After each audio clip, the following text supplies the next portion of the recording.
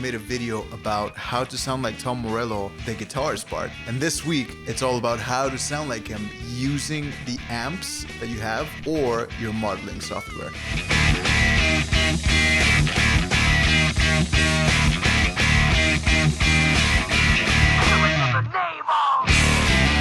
So like I said in the other video, Tom Morello's tone is actually incredibly simple. If you have the right pieces in a software, that is, then you're gonna get 90% to his tone pretty quickly. I'm gonna be using the clip that you just saw of Killing in the Name of by Rage Against the Machine, where Tom Morello plays. So we're gonna start with the pedals. We're gonna start in order of how I've ordered them, and then we're going to move on to the amps. So starting with the most iconic pedal that Tom Morello uses, the Whammy. As you can see here, I don't have Whammy, it's a harmony. This is Hotone's interpretation of a Whammy pedal. Usually he uses his Whammy pedal with 2 octaves up. You see high pitch, -12. That means that I'm only really octaving just 1 up, but I don't use that one because it sounds kind of harsh, and this isn't really a Whammy. This is supposed to be a pedal so you can transpose your guitar to any tone, but I don't use it like that. There's some ways to get around it. If you have a pedal board that's really worth its money, you know, if you have like a Helix or LT, there will definitely be a dedicated Whammy.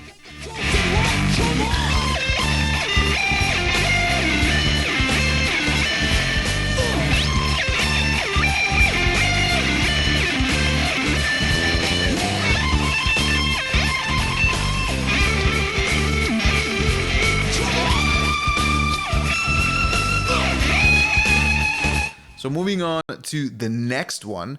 The next one is one of Tom Morello's more niche pedals. He uses this Phase 90 exclusively in the intro of Rage Against the Machine's Killing in the Name of. That's what he says in his interviews and everything. So he engages it at the very beginning in the intro and then never again for the entire gig. So if there is a pedal that you're not going to buy because maybe it's too expensive or because you don't have enough space in your pedal board, then this should be the one that you obviate.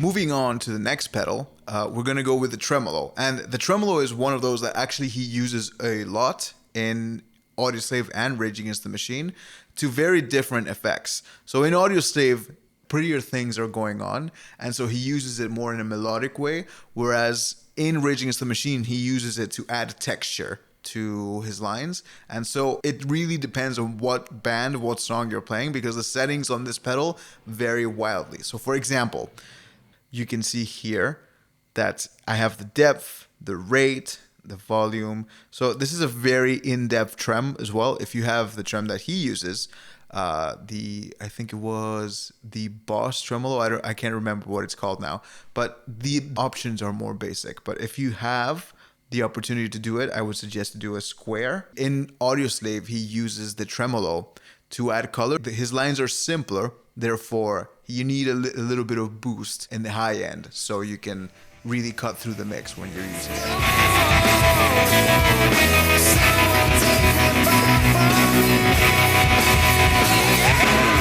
Delay is another one that he uses a lot, and in fact he uses 2 delays in some of the songs. So basically in his live rig he has a Boss delay, which he has set as a sort of a ping pong effect very quickly, and that's how you get those helicopter sounds from Coach Ice, for example. And you can see in the video here in my cover of Coach Ice how I do that. So it's like put the time very, very quickly and the feedback very low, to the point where each hit happens immediately after, so it gives you that helicopter sound.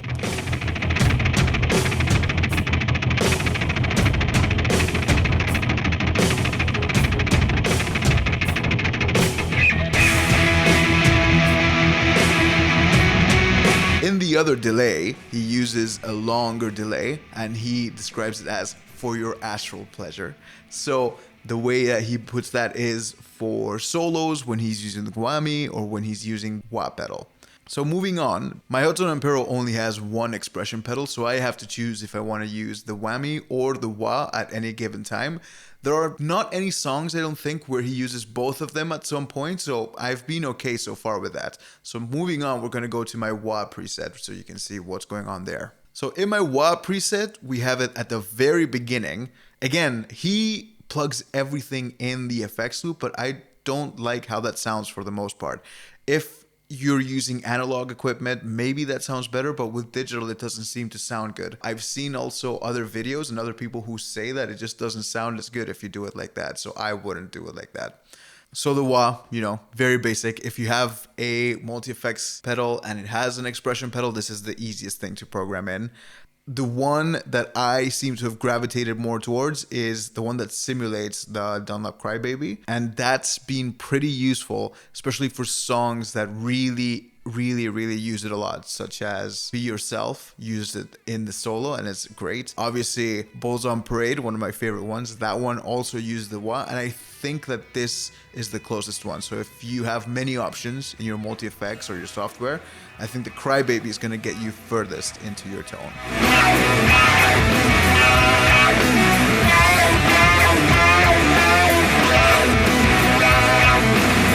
The last pedal that I want to show you, and that unfortunately I don't use in the actual software, I have a physical one because I find more value in it, is an equalizer such as a G7, a Boss G7. And you saw the use of it in the cover.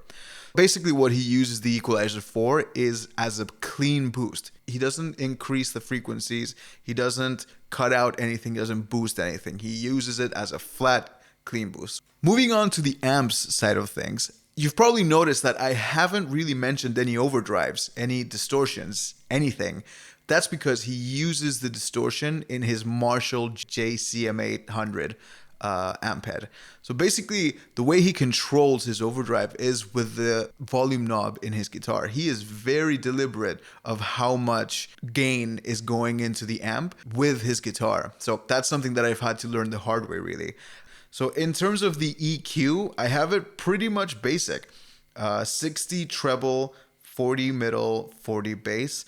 I don't think that you really need to go extreme with these things. They should be more of a tiny adjustment, and listen always. Don't just assume what I say or what anybody else says is right. At the end of the day, you're using equipment that I'm not using, so you should use what's best for you. A lot of modelers don't have simulation for cabinets, and a lot of people maybe don't have access to the IRs or whatever. But if you do, the type of cabinet that you want to use is Peavy type cabinet. Like in the case of the Ampero, they call it the Eddy 4x12. This is going to give you the sound. In fact, Tom Morello is pretty easy to recreate in terms of amps and cabinets because he's used basically that amp and cabinet combination for his entire career, which makes our job and my job making this video much easier.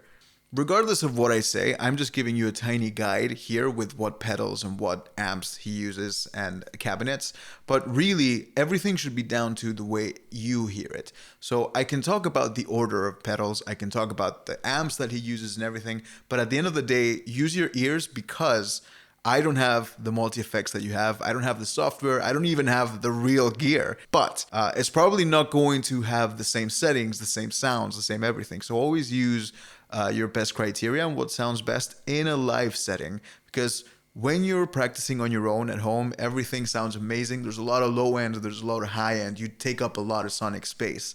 But in a live band scenario, that's exactly the opposite of what you want. The real secret to cutting through the mix is to really hone in on your guitar frequencies and just shine there so you don't fight for space with the bass, the kick drum, the cymbals or whatever. In the future, I'm going to make a video about how to EQ your guitar with your modelers because this is a problem that modelers have sometimes, that they really sound a bit fake because they are very flat response. So you have a lot of information all over when a guitar speaker in an amp doesn't actually work like that. That video is going to talk a little bit about how to mimic the speaker of an amplifier using the global EQ that most of these platforms have, be it software or be it like the Hotone Ampero multi-effects unit. If you liked this content and would like to see other artists being covered, let me know in the comments below as well. So if you liked this video, there are a couple others floating around right now that you can watch. Otherwise, I'm just going to close the video with Killing in the Name of and hope you like it.